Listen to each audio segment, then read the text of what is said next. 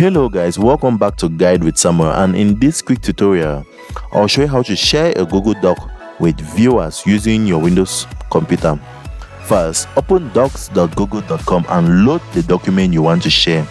Next, click the share button in the top right corner. A sharing dialog will appear. Then, to share with specific people, type their email addresses into the Add People and Groups field.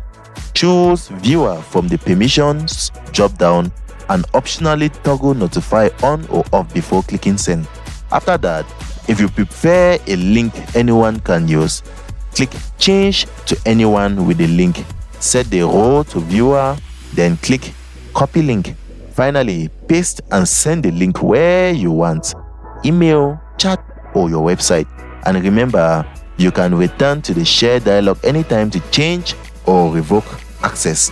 If you found it helpful, don't forget to like and subscribe to Guide with Samuel for more helpful tutorials. Thanks for watching.